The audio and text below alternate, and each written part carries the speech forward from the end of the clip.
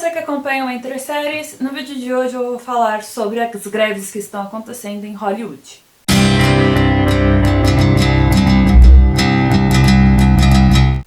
Antes de começar aqui a falar sobre o meu pensamento, sobre um desabafo que eu tenho a fazer sobre as greves que estão acontecendo lá nos Estados Unidos, peço aqui para você curtir, compartilhar e se inscrever no canal, que é bem importante, ativar o sininho para receber todas as notificações de vídeos, tanto curtos quanto longos, que são postados aqui no canal.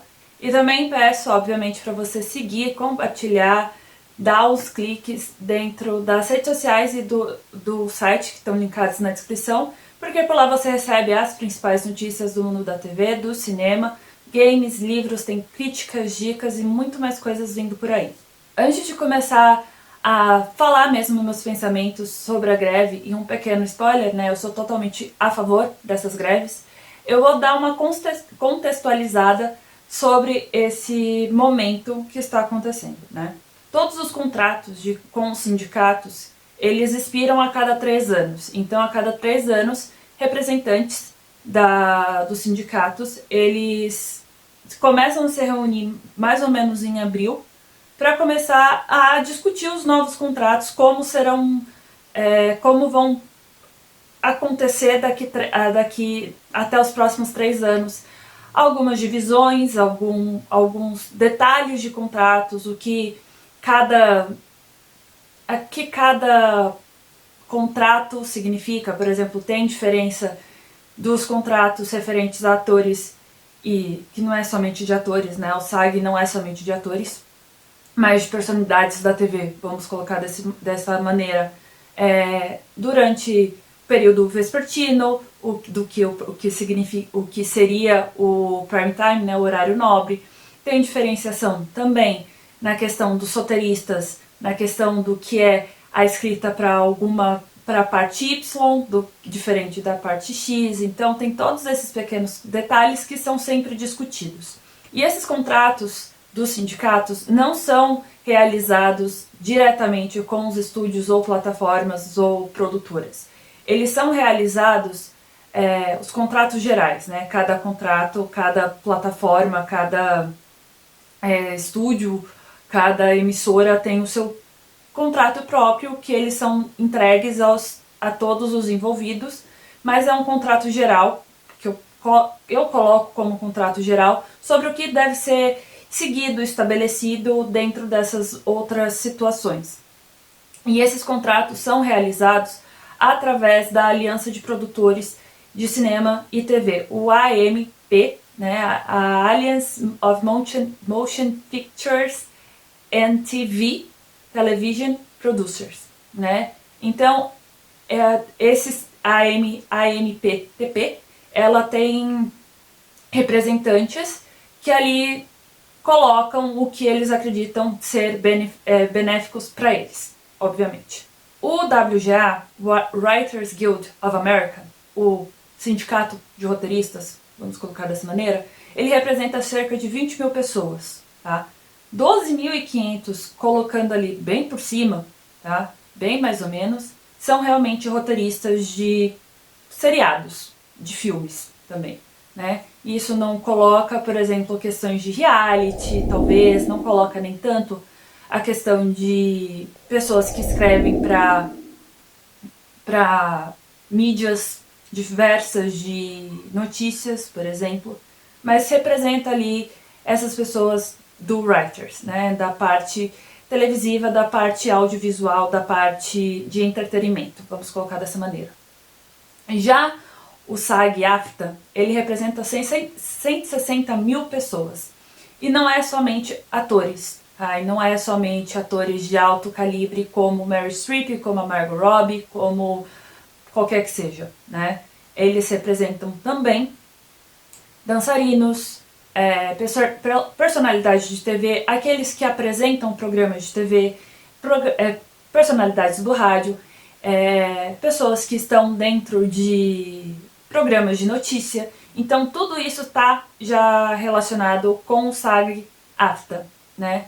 Então tudo isso é importante colocar em contexto. Agora vamos entrar aqui no que eles estão reivindicando. Obviamente, cada sindicato, eles têm uma situação diferente, diferenciada do que eles estão buscando, mas algumas coisas elas acabam se conectando e que fazem total sentido, obviamente, né? Antes de entrar nessa parte também, é importante colocar que os diretores, né, o Directors Guild of America, né, o sindicato de diretores, eles conseguiram fechar um acordo em junho, mas eles também, mas aí nesse número todo, coloca que, por exemplo, o David Zaslav ele estava querendo cancelar, desvincular o TCM, que é o Turner Classical Movies, que é somente um dos maiores, ou se não o maior acervo de filmes clássicos, de realmente cuidado com essas produções tão que fazem tão parte de Hollywood, né? E o Zaslav, que é o CEO da Warner Bros. Discovery, queria simplesmente colocar de lado, até que o Steven Spielberg, o Wes Anderson e, se eu não me engano, o Scorsese, mas teve mais um que tá envolvido, que só lembro mesmo do Spielberg e do Anderson, eles colocaram que eles iam assumir a curadoria do TCM. Então, a partir desse ponto, você já começa a compreender que em nenhum momento a MPTP queria realmente negociar. E qualquer pensamento dos executivos envolvendo isso, falando que obviamente eles não queriam a greve, se torna um nulo, né? Se torna completamente risível, porque você percebe que eles não queriam exatamente negociar, eles queriam falar, esses são os nossos termos, vocês aceitam aqui e a gente continua a rodar as coisas e fazer as coisas em nenhum momento melhorar, em nenhum momento realmente pensar nas pessoas que estão envolvidas. A greve dos roteiristas começou em 2 de maio, tá? Eles estão entrando eles estão com mais de 80 dias de greve.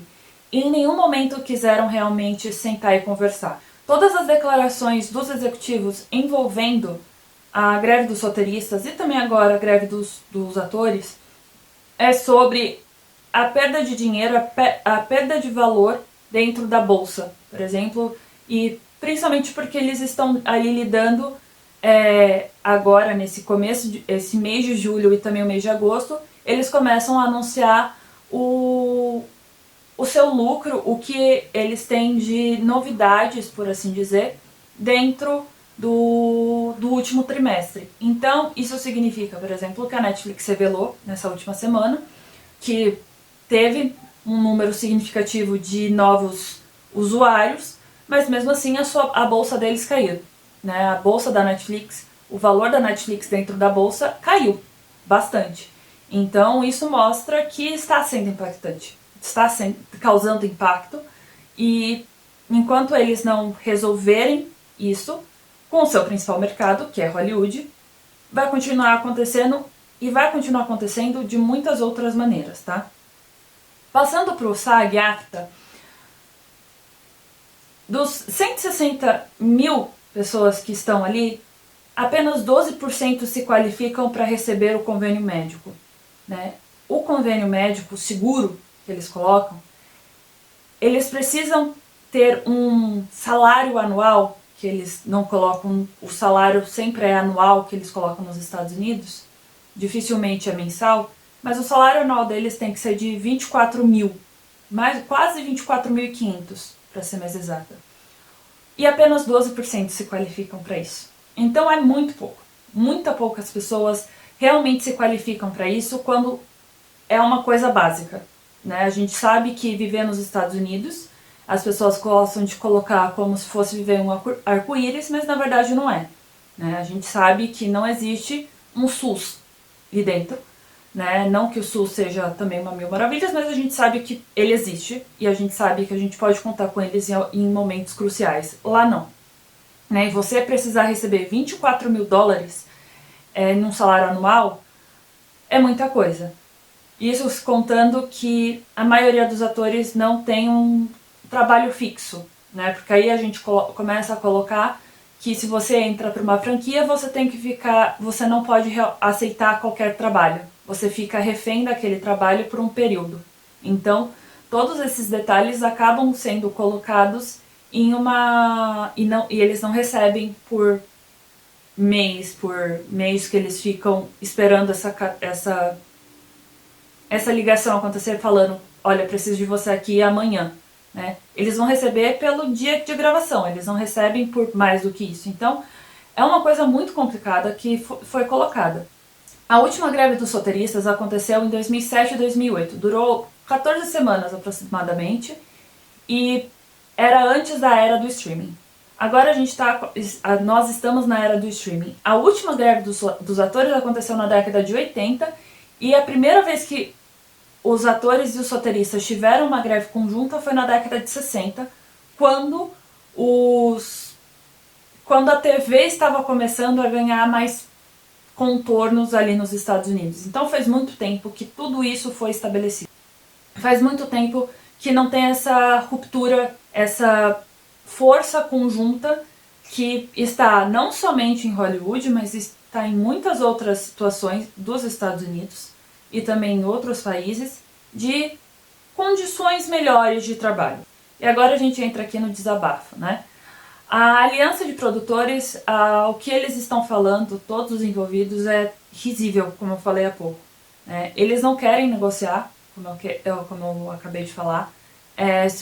Se a gente acabar comparando ali que os presidentes, que as organizações, né, os sindicatos acabam colocando ali o que eles queriam propor, né, o que foi proposto e o que a aliança acabou rejeitando ou fazendo uma contraproposta, a maioria delas ou foi rejeitada ou são contrapropostas ridículas que não são realmente um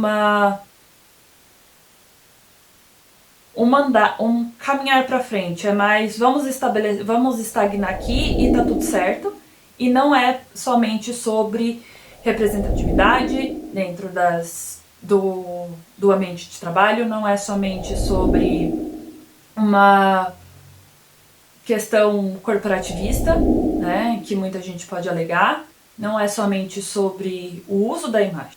O que estão colocando aqui são detalhes extremamente significativos e que mostra novamente que o Bob Iger, CEO da Disney, o Zaslav, que é o CEO da Warner Bros. Discovery, e o Ted Sarandos, que é co-CEO da Netflix, entre outros, mas esses três talvez sejam os maiores nomes atualmente, não querem nada disso, não querem realmente continuar. Eles não querem realmente negociar, eles só querem que sejam aceitos os termos deles. Isso quando Bob Iger principalmente fala que os sindicatos precisam ser realistas em suas propostas, quando são bem realistas, para falar a verdade.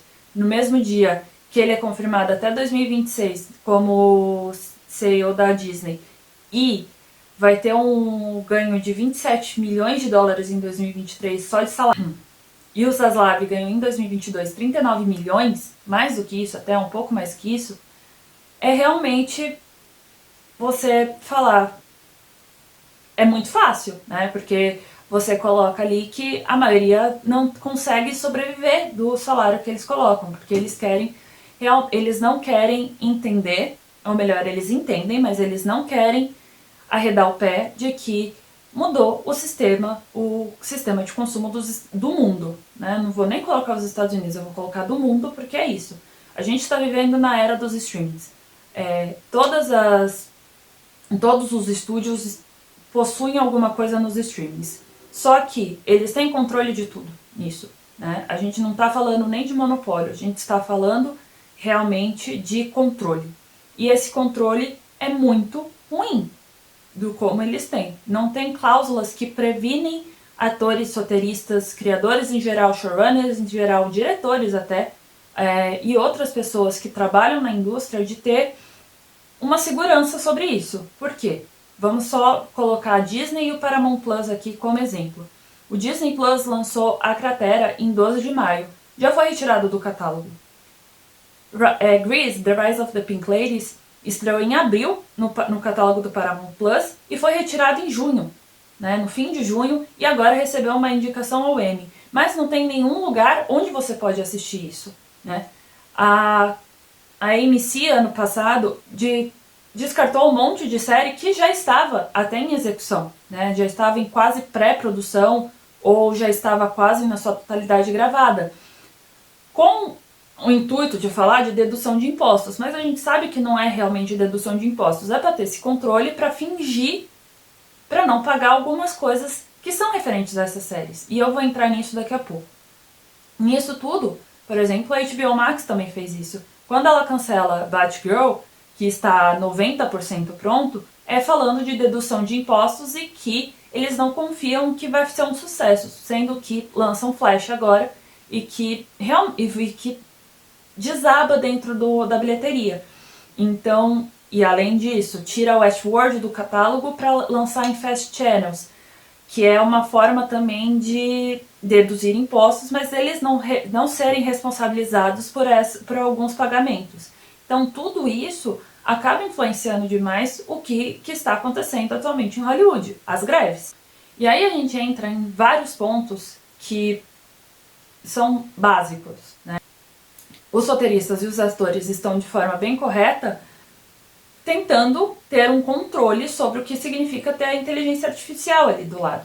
Porque, por exemplo, já foi relatado nesses últimos dias, que produtores os estúdios, plataformas, produtores estavam querendo que figurantes, principalmente, fossem até uma sede para fazer um escaneamento de corpo, para a imagem deles serem usadas constantemente, só que não serem pagos por isso. Ou, por exemplo, a questão de deixar uma inteligência artificial escrever um roteiro, o que é ridículo, o que é impensável, porque você não tem um contato humano, é você querer colocar numa máquina, tentar reduzir gastos, sendo que o gasto precisa ter exatamente por esse cuidado, né?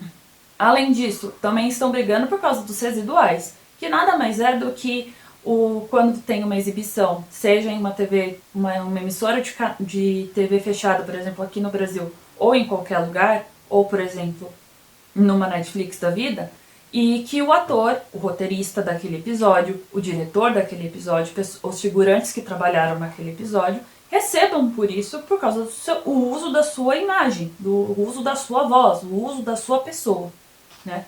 E eles não querem pagar, né? As plataformas de streaming, e isso também está sendo colocado em pauta, por causa da sua falta de transparência com os seus dados, eles não dá para realmente falar, olha, isso está errado. Eles sabem que está errado, mas não tem como provar que está errado, porque eles não colocam os dados completos. Foi lançado essa semana, nessa sexta-feira, que Suits entrou no catálogo da Netflix. Foi nas últimas semanas, né? Suits chegou no topo da Nielsen, que é a que mensura a audiência nos Estados Unidos, com mais de 2 bilhões de horas assistidas.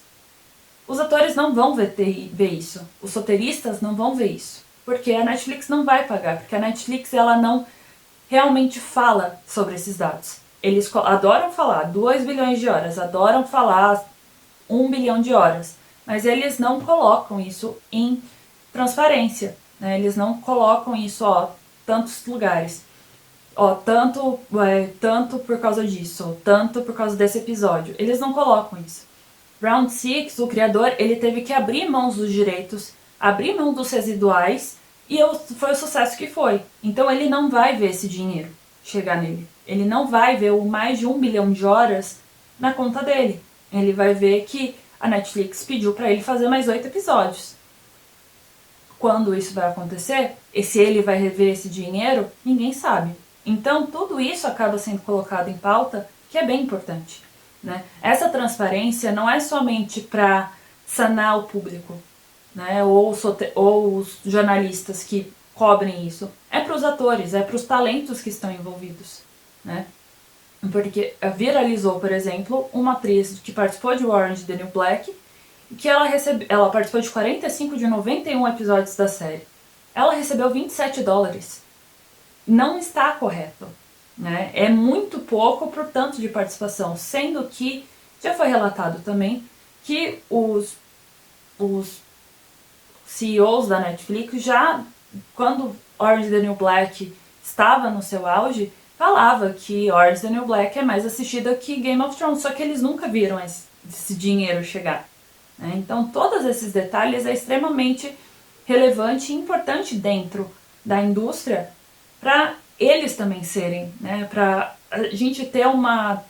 A gente jamais vai ter uma coisa extremamente utópica, mas para chegar em um consenso e evitar menos brigas, que é isso que vai estar acontecendo. E quem vai sair perdendo são os estúdios, né? Quem vai sair perdendo são as plataformas, porque está... Não é só... E eles estão numa era... Eles estão achando que eles estão lidando numa era 10 anos atrás, 15 anos atrás, quando eles estão lidando com as redes sociais, está no seu auge, e os atores e os roteiristas e qualquer pessoa que está envolvida na greve consegue relatar por que eles estão dentro ali fazendo as greves. Eles estão protestando dentro dos estúdios, perto dos estúdios, perto de algumas locações, né? Então você tem o porquê, você sabe agora o porquê, diferentemente da greve de 2007, por exemplo. E aí a gente entra nas coisas que estão separadas, mas que os sindicatos também estão reivindicando. Por exemplo, a questão dos atores, né? A questão não somente da inteligência artificial, mas de ter pessoas que conhecem, que trabalham, que se dedicam a trabalhar com peles negras, por exemplo, na maquiagem, com cabelos negros, com cabelos afro, com cabelo de dread, com cabelos específicos dentro de uma produção, porque não é uma questão de um dia uma pessoa ir lá, ensinar e tá tudo certo. Porque geralmente isso quem acaba fazendo maquiagem ou cabelo, quando não tem uma pessoa específica, quando não tem uma pessoa que saiba mexer com isso, e isso também se refere à iluminação, quem acaba fazendo é o talento, quem acaba fazendo é ator e atriz. Por quê? Porque eles sabem, eles que acabam sabendo maquiar. Né, eles que acabam sabendo lidar com a própria pele, lidar com o próprio cabelo, porque não tem essa dedicação, esse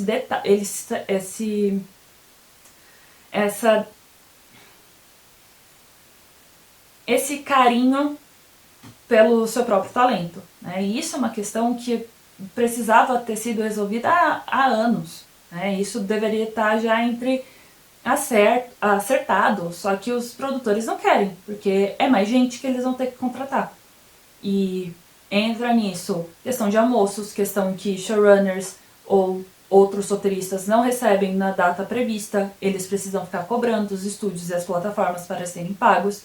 A questão das mini salas de roteiristas, que nada mais é do que em vez de 7, 8 pessoas que trabalham numa mesma sala, né, para tratar de ideias, essas coisas de séries principalmente, são reduzidas para 2, 3 pessoas. E se precisar de mais, chama alguém ali para trabalhar de freelancer, para trabalhar de graça, para falar, olha, não é uma experiência, tá? A gente não sabe ainda, para ele não precisar pagar, mas poder falar, olha, trabalhei nisso aí, e não precisar pagar. Essa é a grande questão, né? Esse é o grande ponto. Eles não querem pagar, eles não querem desembolsar de uma situação que eles ganham bilhões, 5% do que as plataformas, os estúdios acabam fazendo, né, no ano. Né? Eles não querem dedicar esse 5%, que é mais ou menos o que eles estão calculando, para lidar com essas questões. Dançarinos, por exemplo, eles só eram pagos no dia que eles fariam a apresentação. Quando que eles dedicam tempo de ensaio, tem questão de deslocamento, tem um monte de questão que eles completamente estava descartado e que agora falam assim, não, agora a gente vai pagar, tá bom? Só porque eles estão sendo pressionados.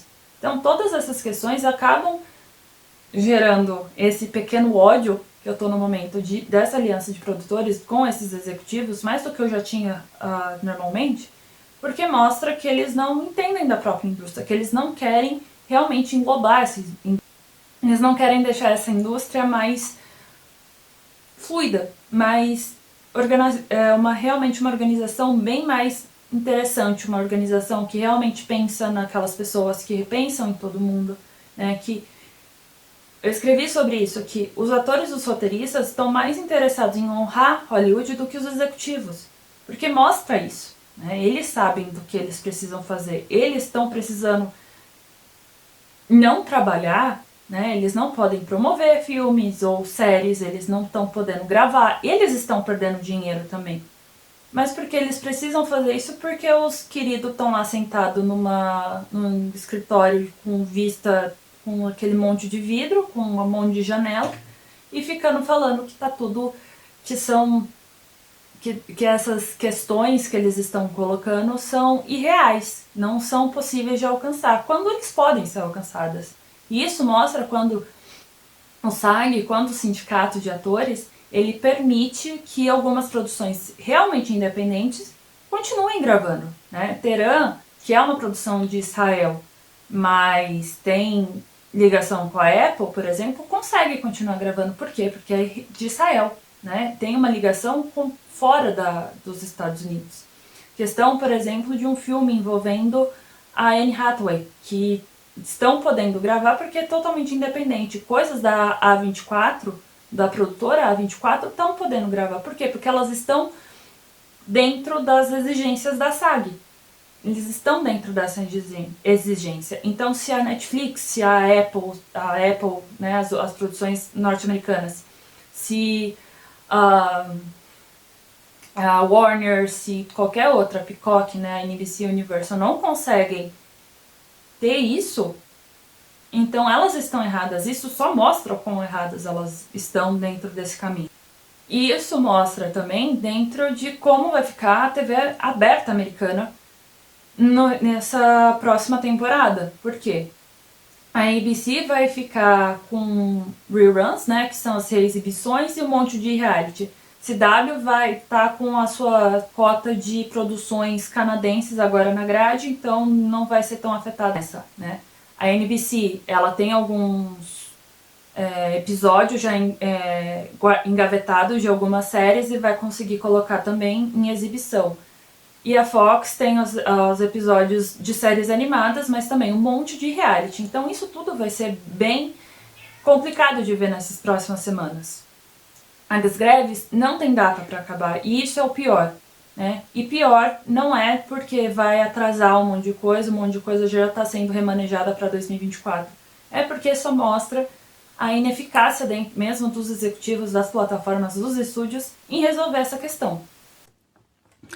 É importante notar também que nem toda a produção vai ser afetada. As produções gravadas fora dos Estados Unidos podem continuar normalmente, desde que não tenha roteiristas ou atores dos Estados Unidos. Então, no Canadá pode continuar acontecendo normalmente, no Reino Unido, como é o caso de House of the Dragon, pode continuar acontecendo normalmente, e assim por diante. Inclusive, né, no Reino Unido, outros lugares também já colocaram a sua solidariedade com as greves, mas no Reino Unido ficou mais evidente porque a ECT, que é o sindicato de atores lá do Reino Unido, também já paralisou um dia exatamente para fazer essas manifestações de solidariedade e também colocar os seus questionamentos com esses produtores, com essa aliança, com essas plataformas de streaming em geral, porque eles também têm essa questão envolvendo envolvendo suas produções, porque muitos atores acabam também gravando nos Estados Unidos e fazem parte do SAG e fazem parte de outros sindicatos. Então, é bem importante colocar isso em questão também.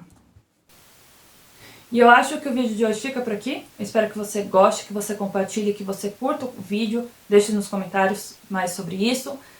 Também ative o sininho para receber todas as notificações envolvendo os vídeos do canal. Curta, compartilhe, siga as redes sociais e o site, que estão todos aí na descrição, porque por lá você recebe as principais notícias do mundo da TV, do cinema, games, livros, críticas, dicas e muito mais.